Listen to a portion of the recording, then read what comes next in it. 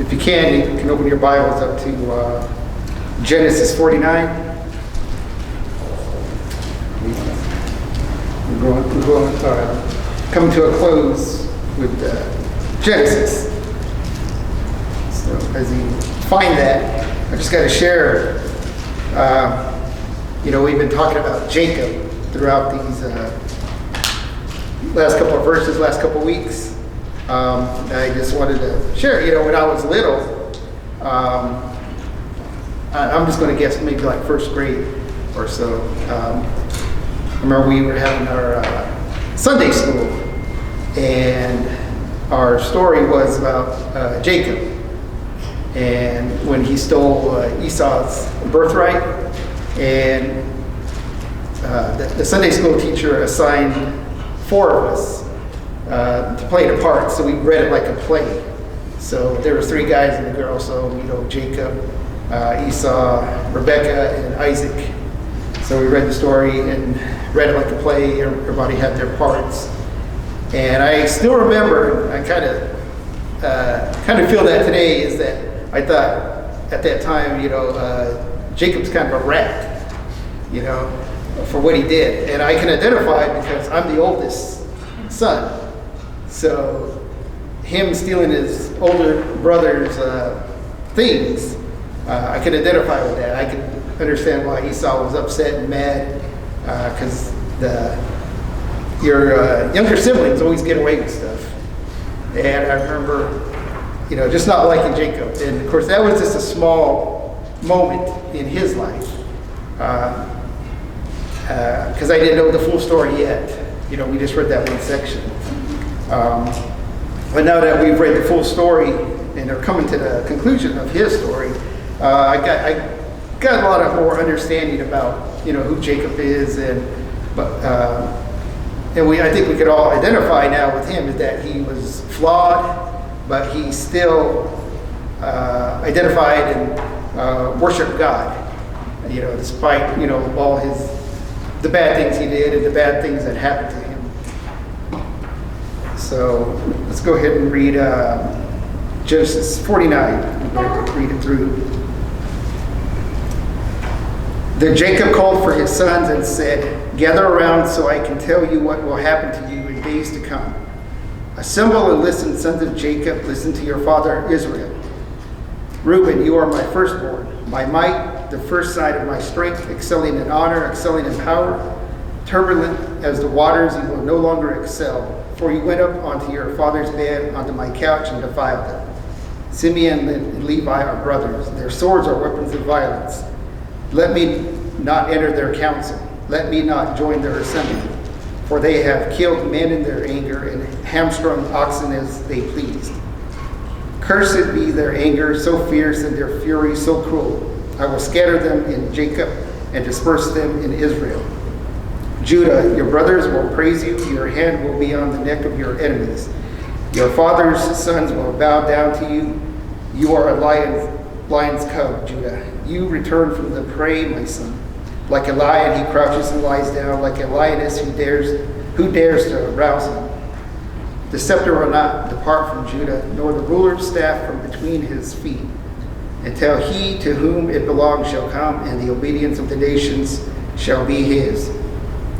He will tether his donkey to a vine, his colt to the choicest branch, and he will wash his garments in wine, his robes in the blood of grapes. His eyes will be darker than wine, his teeth whiter than milk. Zebulun will live by the seashore and become a haven for ships. His border will extend toward Sidon. Issachar is a raw-boned donkey lying among the sheep pens. When he sees how good is his resting place and how pleasant is his land, he will bend his shoulder to the burden and submit to forced labor. Dan will provide justice for his people as one of the tribes of Israel.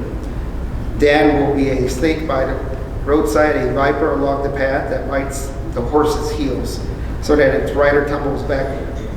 I look for your deliverance, Lord. Gad will be attacked by a band of raiders. He will attack them at their heels. Asher's food will be rich. He will provide delicacies fit for a king. Naphtali is a doe set free that bears beautiful fawns. Joseph is a fruitful vine near a spring whose branches climb over a wall. With bitterness, archers attacked him. They shot at him with hostility, but his bow remained steady. His strong arms stayed limber. Because of the hand of the mighty one of Jacob, because of the shepherd, the rock of Israel, because of your father's God who helps you, because of the Almighty who blesses you, with blessings of the skies above, blessings of the deep springs below, blessings of the breast and womb. Your father's blessings are greater than the blessings of the ancient mountains, than the bounty of the age-old hills. Let all these rest on the head of Joseph, on the brow of the prince among his brothers. Benjamin is a ravenous wolf. In the morning he devours the prey.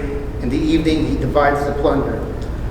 All these are the 12 tribes of Israel, and this is what their father said to them when he blessed them, giving each the blessing appropriate to him. Then he gave them these instructions. I'm about to be gathered to my people.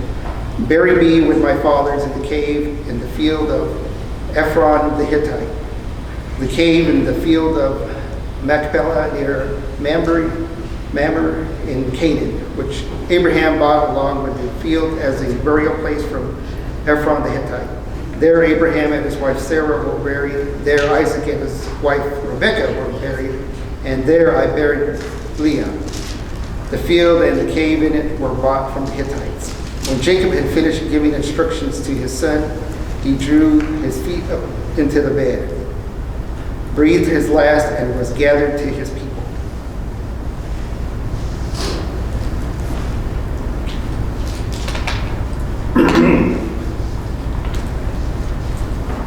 So this is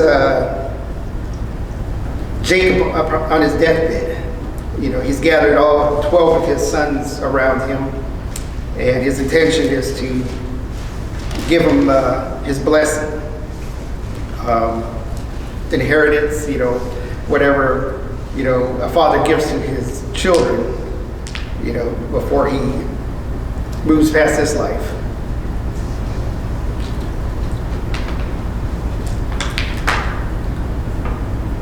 So each of his sons is, again, they all come gathering around him. Happy, sad time. You know, they know their father's time is nearing. It's also happy because they're being given blessings, and you know, I'm sure they were probably excited about that. You know, what am I going to get as an inheritance? You know, blessing, you know, whatever, all that, and carried. So he goes one by one with each of his sons. And when I was going through these verses, the thought that came to me was also, I'm sure Jacob was reflecting on his own life, you know, what he is leaving behind for his sons. And as I mentioned before, he had a lot of good times and some bad times, and my impression of him, you know, wasn't good. And I'm sure he's thinking about that too, about what he's leaving behind to his sons, because he's seen the kind of men that they've become. And if you remember everything that Josh and Troy have been preaching, there's a lot of ups and downs with all those boys. You know, they sold their youngest brother, Joseph. You know, they were conniving people too, and liars and cheaters, just like Jacob, in fact. You know, that's something I'm sure Jacob kind of thought, I kind of left that behind, you know. And a lot of it had also to do with the relationship he had with their mothers, because the 5 oldest sons, you know, Reuben, Judah, Simeon, and Levi, all of those, it seemed like those were the ones that gave me the most problems. And the mother, Leah, if you remember, he was not his first choice. He was in love with her sister, Rachel. And I'm sure the sons, you know, caught on to that. You know, I'm sure that really affected the relationship he had with those first sons, with the mother that he married out of convenience, and maybe didn't show quite the love he did their aunt. And again, if you know people, if you know relationships between, children and parents, that can carry a lot of anger if you're not, if the parents, don't take care of them the way they're supposed to. And again, we know there's a lot of dysfunction going on here because he also had children with their servants also. There was a lot of rivalry and jealousy among the sisters, and I'm sure all the sons, because again, he showed favoritism too to Joseph, and that really bothered them too. If you're an older sibling and you see your younger sibling get attention and again get away with stuff, and that can really fester. So again, this is where Jacob, I'm sure he's looking back at his life and has regrets, but also because of his relationship with God, as we'll see, toward the end, he also has a lot of good things to be thankful for. So again, he's gathered his sons, he's going to bless them, and he goes one by one. Now, let's see right here. Oh, okay. What all these blessings to the sons were was to tell them both their past, their present, and about their future generations. So he's sharing about, about each son individually, about, well, this is something you did in your past, and this is how you are now, and this is how it's going to affect not just you later, but the nations that are going to come from the 12 sons, the 12 tribes of Israel. So starting off, he starts with the oldest son, Jacob. Reuben. Okay. So Reuben's the firstborn, and his firstborn, we usually get, I say that as being the firstborn, is we usually get a lot of the responsibility, and we're expected to take care of, just whatever family responsibilities, as the oldest. You watch your brother, or, go take out the garbage, do all these things first. There's advantages and disadvantages, again, as the oldest, we get to do things first, and the younger brothers, sisters, they have to watch us actually get our driver's license, or, whatever things, and they think, oh, that's so cool, and I can't wait to do that, but, we get that advantage. But like I said, the disadvantage is we have to watch out over the younger ones sometimes, and we get more of the responsibility around the house, and we're the ones that are supposed to know better, when we set examples for, our younger siblings. So this was Reuben, he was the oldest, he had all those responsibilities and everything, but he also squandered it also. As we read,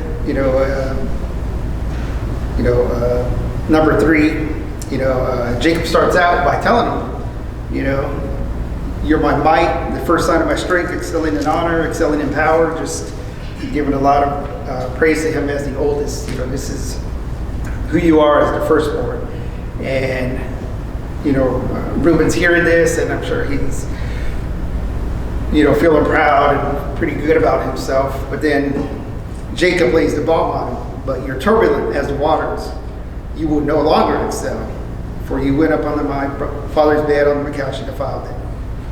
So he's pointed out, you're the oldest, you had all the responsibility, but you were also the one that lessened your blessing. You've peaked, you've reached a certain point, and this is as far as you're going. And that has to really weigh on him.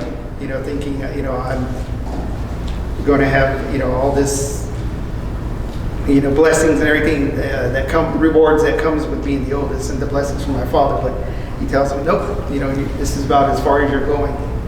And it all came from, he had sexual relations with his younger brother's mother, which was Leah's servant, Bilhah. But also he had an instability. Turbulent as the waters. Now, when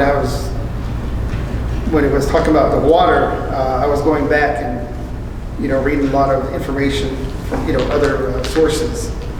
And it talks about, instability of water. And if we know how water works, from our basic science, there are three,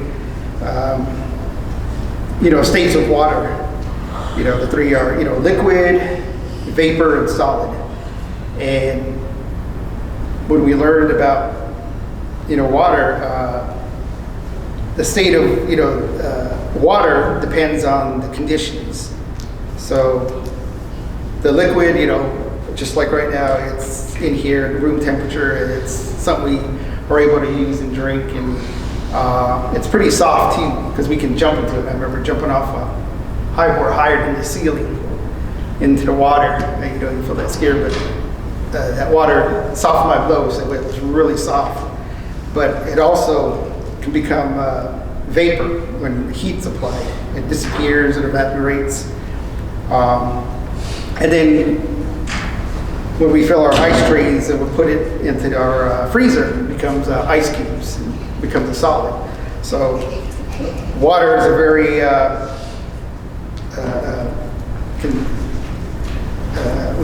has a lot of variables to it.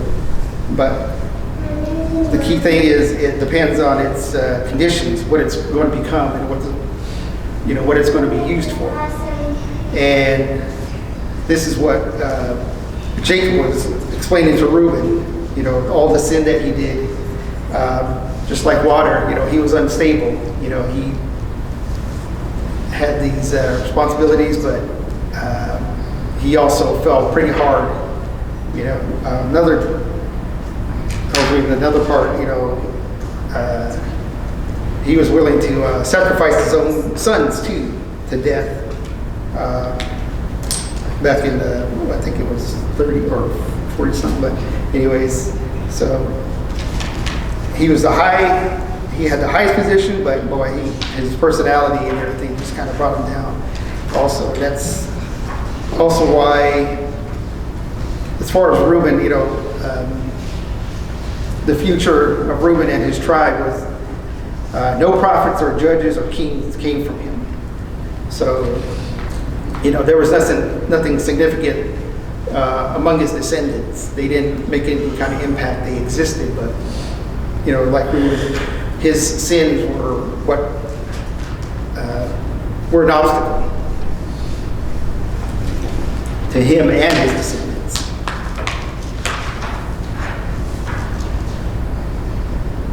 For Simeon and Levi, these were the two brothers that were just full of hate and were brutal people. If you remember, they were the ones that lied and deceived and plotted against Shechem because because their sister Dinah was raped, and instead of handling it, with love and understanding, or they made the decision to kill those men, all the men of Shechem, and because of that, Jacob pointed out that they were the sons that were just the worst, I guess. Both of them had ungodly anger. And just to point that out, how many of us have had that moment where we've had that ungodly anger, where we just, at the snap of a finger, we just react to somebody doing something to us. The easiest one I always think of is when I get cut off on the road in the car. Thoughts that go through my head is, you want to speed up and cut them off or say something to them. Again, what does that say about me, as a believer? That's something I've kind of cultivated throughout the years. When I was a teenage driver, 20 years old, whatever that was, I was pretty impulsive with my emotions. But as I've gone through the years, coming to church and learning, God's kind of quelled that, and given me a spirit in which I can just stop and think and just let it go. I know it's not right, but I'm going to make it worse if I react to it. And this is the kind of people that Simeon and Levi, and because of that, Jacob was telling the future of their people, which was they would be the smallest of all those tribes. There was one time where they were large, but because of all the persecution that they went through, their tribe was reduced to being the smallest, and gradually. But also Levi, his future descendants, they were the ones that were introduced idolatry among the people during the rebellion of the golden calf, which was in Exodus 32.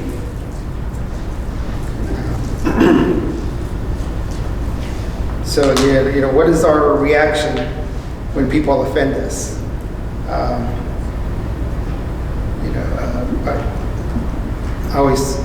What comes to my mind is, Jesus being on the cross, and before being on the cross, all the persecution, the slapping, and I'm sure there's a lot of cussing and hitting and all these things. And I've shared this before. I said,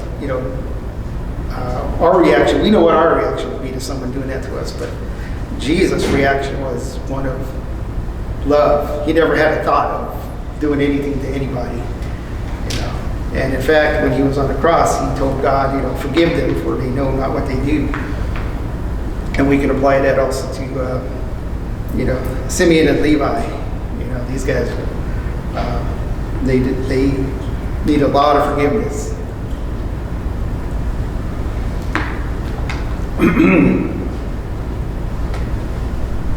Judah,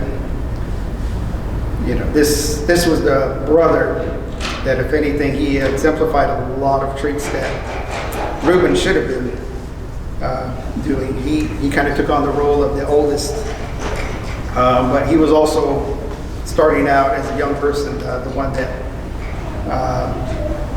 planned out selling Joseph. He was the one that wanted to get Joseph up for profit. And he also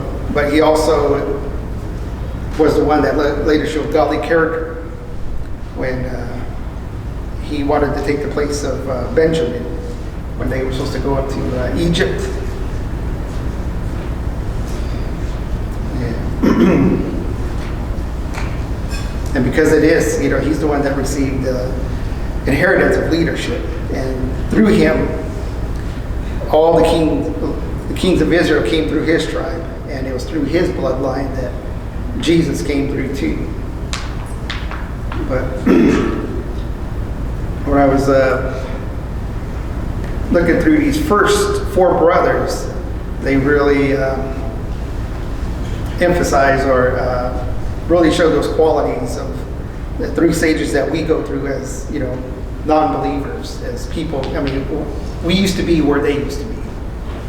We used to have struggles, with our sin, behaving, all of these things. Just like Levi and Simeon, we were at one time, rowdy. I know that's when I look at so many kids throughout the years. I remember, some of the rowdiest kids are also the ones that are doing something now in the church now that they're adults.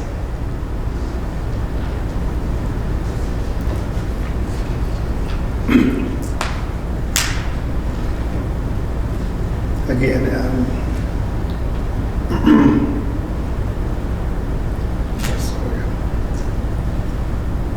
so again, Reuben is that stage where we start out as sinners, and because of our sin, there was a lot of obstacles, or I should say, the sin becomes an obstacle for us being able to know God even as Christians. That's just one of our flaws as human beings. Sin is an obstacle for us, but for God it's not an obstacle, because again, he was going to do a lot of great things with all these brothers, descendants. But this is where it all started. But also Judah, he's a testimony of redemption. He started, again, he sold his brother, but in the end, he was the one that spoke up, and he was the one that asked to be taken instead of his brother. He's the one that showed the true leadership. But also, let's see, Zebulun. These are a lot of verses here, a lot of brothers, but I just want to go through real quick what each of these brothers became, what Jacob told them that they were going to become. The tribe of Zebulun was noted for its faithfulness to David by supplying the most soldiers to his army. Issachar was a large tribe in number, but they were also the target of enemies who enslaved them. Dan, out of them, the most well-known of the judges came from his tribe, but he also brought idolatry to Israel. Gad was a large tribe. They were attacked and nearly beaten, yet they won in the end. Asher, his descendants, they brought necessities and luxuries. And Naphtali, his future land was where Jesus did his teaching and ministry. And here we come to Joseph. Again, when we honor God, we are blessed spiritually, and he blesses our needs. Just like Joseph, who stayed faithful to him, in the bad times, the times that he was enslaved and he was accused of things he didn't do and imprisoned and endured a lot, and yet he continually stayed faithful.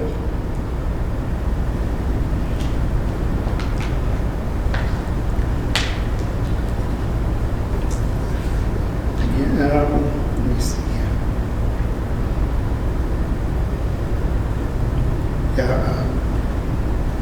And then for Benjamin, who was the youngest, his tribe had a reputation for being fierce, which is why he's been called a ravenous wolf.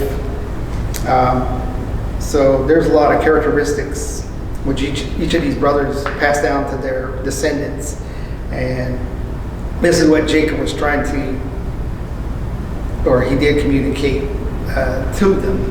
I mean, it's not the kind of news they probably wanted to hear, most of them, telling them, you're a ravenous wolf, you're turbulent as the waters, just a lot of things that they probably didn't want to hear, but something, those are the kind of things that we all need to hear as people. God really reveals our character. We act like we get away with stuff, but God always knows our hearts. He always reveals to us, this is the kind of person you are. Through the Holy Spirit, what are you going to do about it? Are you going to continue going on your way? Or are you going to stop, listen to me, and allow me to take control of, your life, and listen and follow my instructions so that you have direction. So this is what all these brothers had to listen to their father, because it wasn't just the father that was talking to them, but it was also God using Jacob to tell them, this is what's going to become of you and your people, and this is my plan for you all. You're not going to see it, but you're certainly going to, you certainly know about it. Just like me, I only knew a part of the story of Jacob, but I didn't see the whole picture. But now we have the advantage because of Sunday school, and having the Bible, knowing what the promises, the covenant that God made with Jacob, and what he was going to do with all his descendants.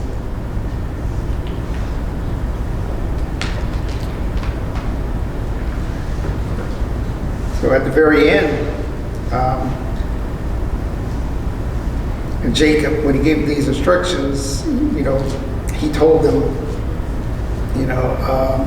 bury me with my fathers in the field of Ephron the Hittite. Because, well, number one, that Egypt wasn't his home. When he died there, probably, if he decided that he wanted to be buried in Egypt, he probably could have had a large funeral or whatever the Egyptians did for the people at that time, because his son was hierarchy, and he would have been given probably that same honor, but yet he didn't want to be buried there, even though they would have probably taken care of the family and all those things. But he wanted his body to be at his true home, where his grandfather and father were buried, Abraham and Isaac. And when I was, just reading through those verses, that that was my thought going through my head was, this is our temporary home. This isn't our true home. I mean, we have a lot of blessings and things that we enjoy here, especially people that we see that have accumulated a lot of finances and material objects. But we know, in our hearts that that's not going to mean much. And the same thing with Jacob. He knew that whatever reputation and things he had in Egypt, it didn't mean much, because he was wanting to go to his true home. And that's what we see us as believers, where our true home is, where our true riches and blessings is with our true Father. When this time is over, we get to go home.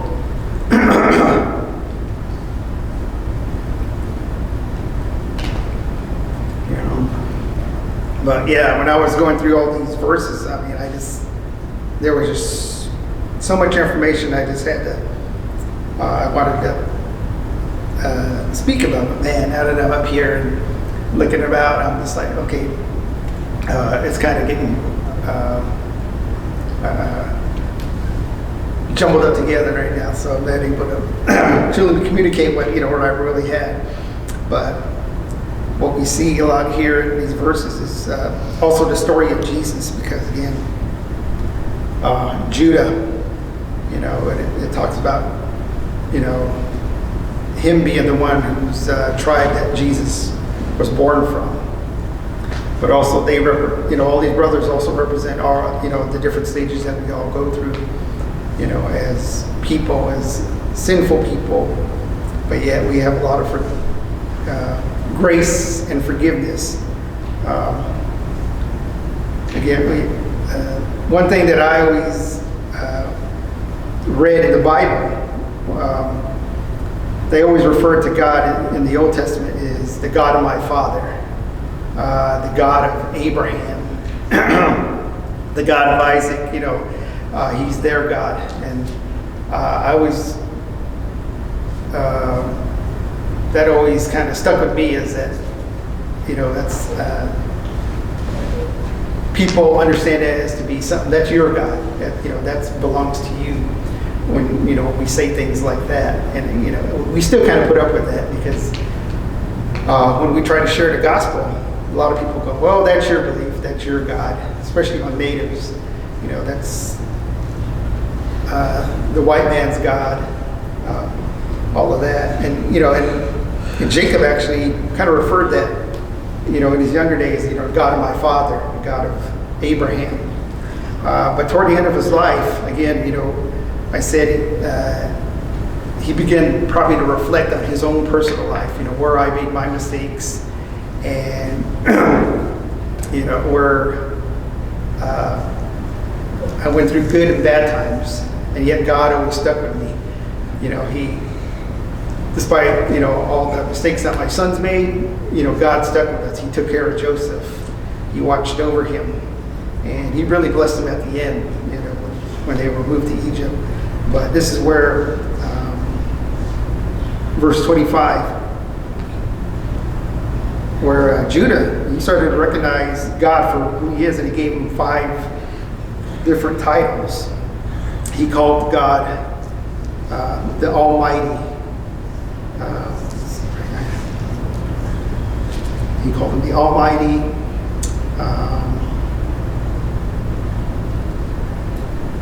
The hand of the mighty one, shepherd, the rock of Israel, and your father's God. And again, like I said, when we start to understand who God is, in our personal lives, he doesn't become that separate, your God, or he becomes, my God, my Father. And that's such a big difference between, knowing who he is and like knowing him, becoming that person, having that personal relationship. That's what Jacob is identifying right here by telling him, the Almighty, he's not my father's God.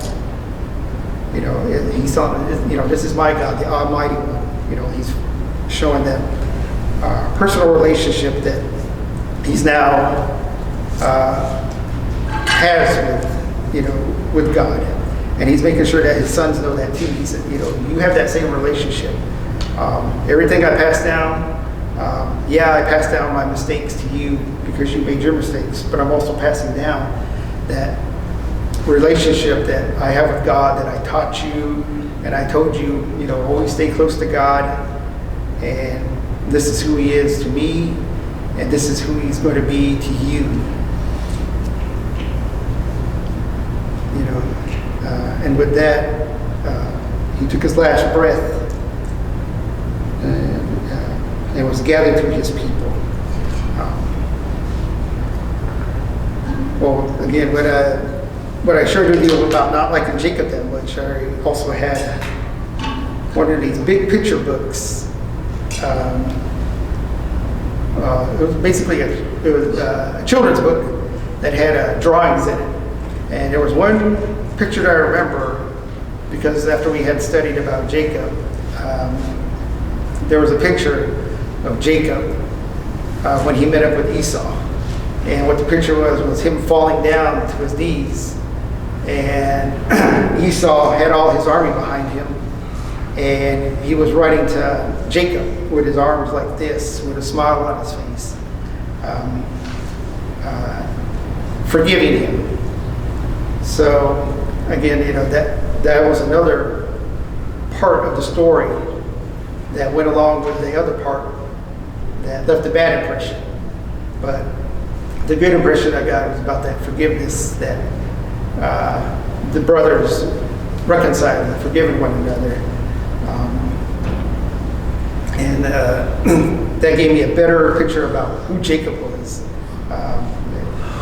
But it also, all these people in the Bible, again, they're just like us. We talk about them all these, thousands of years later, and yet they're still just as much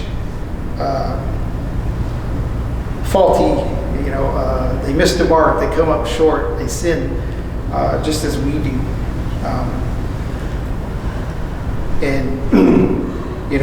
When I was reading through these verses again, I saw a lot of forgiveness that is needed, among all these brothers. I could also tell that Jacob was also showing them a father's love and grace, accepting them still, because he still blessed them, even though, especially the two brothers that were full of hate, Simeon and Levi. He could have just said, you don't deserve anything. I'm not going to give you anything. Because you guys did this, but you're not sorry about it. You didn't reconcile, therefore you don't get any blessings. But he still blessed them. But the blessings that they received weren't the full blessings that they could have gotten. If they had shown, godly attributes. I think that's the same thing with us. We're all here in church, and, I know we serve in some capacity, in a ministry, or just like we've been taking food to neighbors, and just the many things that we try to do for, other people and one another. And yet,